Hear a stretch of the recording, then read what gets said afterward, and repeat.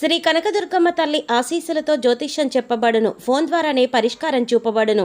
ప్రేమించిన వారు దూరం అవ్వడం, భార్యాభర్తల మధ్య గొడవలు, అత్తాకోడల మధ్య మనస్పర్ధలు, పెళ్లి కుదరకపోవడం, విద్య, ఉద్యోగం, వ్యాపారం, చెడు ప్రయోగాల నివారణ మొదలగు ఎటువంటి సమస్యలకైనా పరిష్కారం చూపగలరు. స్త్రీ పురుషులకు ఎటువంటి సమస్యలకైనా నమ్మకంతో కాల్ చేయండి. గురూజీ రామరాజు గారు. Cell number 9866654624.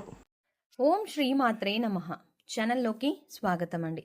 ఈ వీడియోలో మనం సింహరాశి వారికి ఏ విధంగా ఉండబోతోంది, అలాగే ఏ పేర్లతో ఉన్నవారు సింహరాశి వారికి శత్రువులు, అలాగే ఏ రాశుల వారి వల్ల సింహరాశి వారి ఇబ్బందులను ఎదుర్కొంటారు అనే ఆసక్తికరమైన విషయాలను ఈ వీడియోలో మనం వివరంగా తెలుసుకుందాం. కానీ అంతకంటే ముందుగా మీరు కనుక మన ఛానల్ని ఇప్పటి వరకు సబ్స్క్రైబ్ చేసుకోకపోతే సబ్స్క్రైబ్ చేసుకొని పక్కనే వచ్చిన బెల్ ఐకాన్ నొక్కి ఆల్ సెలెక్ట్ చేసుకుంటే మేము ఇలాంటి వీడియోస్ అప్లోడ్ చేయగానే ముందుగా మీకు నోటిఫికేషన్ వస్తుంది. అలాగే వీడియోని ఎక్కడా కూడా స్కిప్ చేయకుండా చివరి వరకు చూస్తేనే మేము ఏం చెప్తున్నాం మీకు పూర్తిగా అర్థమవుతుంది. ఇక వివరాల్లోకి వెళ్తే ఈ రాశి వారు ముఖ్యంగా ఈ 3 పేర్లు ఉన్న వారితో చాలా జాగ్రత్తగా ఉండాలి. అలాగే 3 రాశుల వారు ఈ రాశి వారికి అతిపెద్ద శత్రువులు అనే విషయాన్ని మీరు గమనించి వాళ్ళెవరో గుర్తించి వారితో మీరు జాగ్రత్తగా ఉండకపోతే జీవితంలో కష్టాలను ఎదుర్కోవాల్సి వస్తుంది. గ్రహాలు ఎంత అనుకూలంగా ఉన్నప్పటికీ కూడా ఈ రాశుల వారితో అలాగే ఈ పేర్లు ఉన్న వారితో మీరు జాగ్రత్త పడకపోతే ఇటువంటి వారి నుంచి మీరు ప్రమాదాలు ఎదుర్కోవాల్సి వస్తుంది. ఎందుకంటే త్వరగా మీరు వారిని గుర్తించి దూరం పెట్టకపోతే మీరు చేసే ప్రతి పనిలో వారు ఆటంకాలు కలిగించడానికి సిద్ధంగా ఉంటారు. అయితే ఈ రాశి వారు ఎవరు, అలాగే వారు ఎటువంటి లక్షణాలను కలిగి ఉంటారో, అది ఎటువంటి పనులు చేస్తారు అని మీతో ఎలా మాట్లాడతారో, వారి ప్రవర్తన ఎలా ఉంటుంది అనే విషయాలు మీరు పూర్తిగా తెలుసుకుంటే గనక వారిని సులువుగా గుర్తించి వారిని మీ నుంచి దూరంగా పెట్టవచ్చు. అప్పుడు మీరు జీవితంలో ఎటువంటి ఆటంకాలు లేకుండా మంచి స్థాయికి చేరుకుంటారు. అయితే ఈ 3 పేర్లు ఉన్న వ్యక్తులు ఎవరు, అలాగే ఈ 3 రాశుల వారు ఎవరు అనే విషయాలను వివరంగా తెలుసుకోవాలి అంటే ఈ వీడియోని మీరు చివరి వరకు స్కిప్ చేయకుండా చూడండి. అప్పుడే మీకు పూర్తిగా అర్థమవుతుంది. ఈ రాశి వారు ఎప్పుడూ కూడా ఉత్సాహంగా, ఉల్లాసంగా ఉంటారు. ఏ పని చేపట్టినా దాన్ని పూర్తి చేయాలి అనే పట్టుదలను కలిగి ఉంటారు.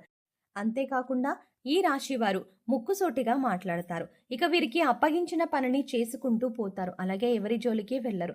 ఎక్కువగా చంచల మనస్తత్వాన్ని కలిగి ఉంటారు. అంటే స్థిరమైన ఆలోచన ఉండదు. మీరు ఇతరులతో నమ్మకంగా ఉంటారు. అలాగే ఎదుటి వాళ్ళు కూడా మీతో అలాగే ఉండాలని అనుకుంటారు. కానీ మీరు ఊహించిన దానికంటే భిన్నంగా జరిగినప్పుడు, అంటే ఎవరైనా మోసం చేశారు అని తెలిస్తే మాత్రం మీరు చాలా ఆవేదనకి గురవుతారు. మానసికంగా చాలా బాధపడతారు. దీని కారణంగా అనేక సందర్భాల్లో ఈ రాశి వారికి ఎదురు దెబ్బలు తగులుతూ ఉంటాయి. అలాగే మీరు చాలా సున్నితంగా ఆలోచన చేస్తూ ఉంటారు. అంటే ప్రతి చిన్న విషయానికి కూడా ఎక్కువగా ఆలోచిస్తూ ఉంటారు. ఒక్క మాటలో చెప్పాలంటే మీరు చాలా సెన్సిటివ్గా ఉంటారు.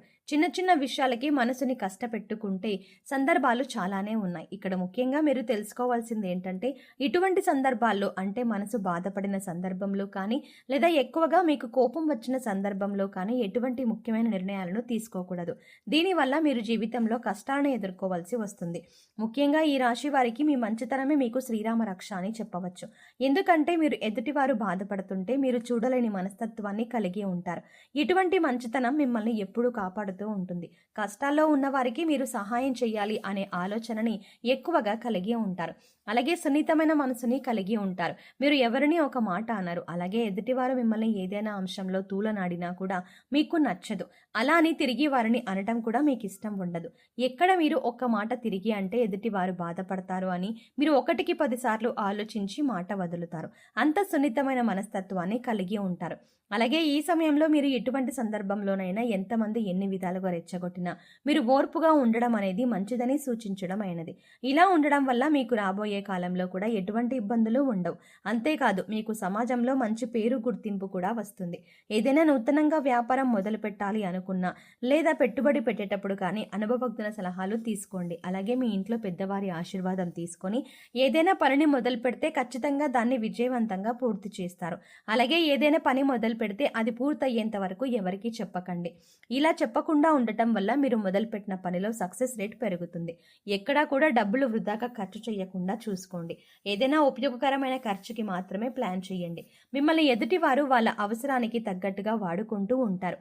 అదే మీకు ఏదైనా పనిలో సాయం కావాలి అన్నప్పుడు ఎవరో ముందుకు రారు. ఇక ధనం అప్పుగా ఇచ్చిన సందర్భాల్లో మీరు ఎవరికైనా డబ్బు ఇస్తే అవి తిరిగి రావడం కష్టమే అని చెప్పాలి. ఒక రకంగా అది మొండి బకాయిగా పడిపోతుంది తప్పితే అప్పు ఇచ్చినా డబ్బులు మీకు తిరిగి రావు. కాబట్టి ఎవరికైనా డబ్బులు ఇచ్చే విషయంలో చాలా జాగ్రత్తగా ఉండండి. ఇక మీరు ఎవరిని కూడా గుడ్డిగా నమ్మకూడదు. మీకు ఏదైనా కష్టం వచ్చినప్పుడు ఎదుటి వారితో చెప్పడం కంటే కూడా దేవుడి దగ్గర చెప్పుకోవడం చాలా మంచిది. ఎందుకంటే దేవుడి దగ్గర చెప్పుకోవడం వల్ల మీ కష్టం తీరేందుకు మార్గాలు మీకు దొరుకుతాయి.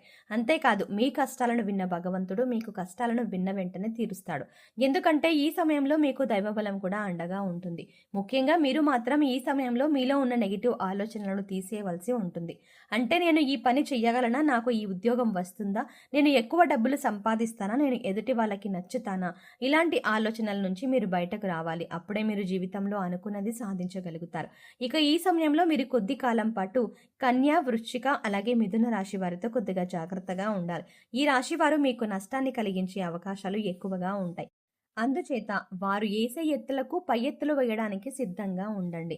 అలాగే వీరితో ఎక్కువగా మీ పర్సనల్ విషయాలను షేర్ చేసుకోకుండా అవసరమైన అంతవరకే మాట్లాడడానికి ప్రయత్నించండి. కొంతకాలం పాటు గ్రహస్థితులు మళ్ళీ అనుకూలంగా ఉన్నప్పుడు పరిస్థితులు చక్కబడతాయి. అలాగే ఈ సమయంలో మీరు KP అండ్ KHతో స్టార్ట్ అయ్యే పేర్లు ఎవరైతే ఉంటారో అటువంటి వారితో మీరు జాగ్రత్తగా ఉంటే సరిపోతుంది. అది మీ ఉద్యోగంలో కానీ, ఇరుగు పొరుగు కానీ, స్నేహితులు కానీ కొద్దిగా వీరితో ఈ సమయంలో జాగ్రత్తగా ఉండండి. ఇక ఈ రాశి వారు ఈ సమయంలో చేసుకోవలసిన దేవతారాధన చూసుకున్నట్లయితే మీరు ఎక్కువగా వినాయకుడిని ప్రార్థించవలసి ఉంటుంది. ప్రతిరోజు వినాయకుడికి స్తోత్రాలు చదువుకున్నట్లయితే గణపతి యొక్క అనుగ్రహం మీకు పరిపూర్ణంగా లభిస్తుంది. మీరు చేపట్టిన ప్రతి పనిలో ఆటంకాలు లేకుండా పూర్తవుతాయి. ముఖ్యంగా ప్రతి బుధవారం వినాయకుడికి గరికెను సమర్పించండి. మీకు వీలైతే గరికెను మాలలాగా తయారు చేసి స్వామివారికి అలంకరించండి. అలాగే అనారోగ్య సమస్యలతో బాధపడేవారు సూర్యుడికి రోజు ఉదయాన్నే నీటిని సమర్పించి ఆదిత్య హృదయ పారాయణం చేసుకోండి. ఇలా సూర్యుడికి నీళ్లను సమర్పించే సమయంలో మీకు దొరికితే ఆ నీళ్ళలో ఒక ఎర్రటి పువ్వు, కొద్దిగా అక్షింతలు వేసి నీటిని సమర్పించండి. ఇక ఈ సమయంలో మీరు పాటించవలసిన పరిహారాలు చూసుకున్నట్లయితే ప్రతిరోజు కూడా రావి చెట్టుకు 16 ప్రదక్షిణలు చేయడానికి ప్రయత్నించండి. ఇలా చేయటం వల్ల మీలో ఉన్న నెగిటివిటీ తగ్గిపోతుంది. మీలో దైవశక్తి మరింత పెరుగుతుంది. సో చూసారు కదండి సింహరాశి వారి గురించి.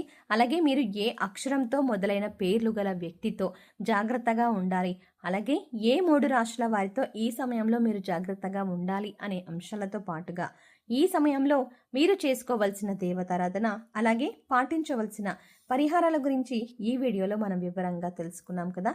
ఈ వీడియో మీకు నచ్చినట్టయితే లైక్ చేయండి. అలాగే మీ ఫ్రెండ్స్ అండ్ ఫ్యామిలీ మెంబర్స్లో ఎవరైనా సింహరాశి వారు ఉన్నట్లయితే వారితో ఈ వీడియోని షేర్ చేసుకోవడం మాత్రం మర్చిపోకండి.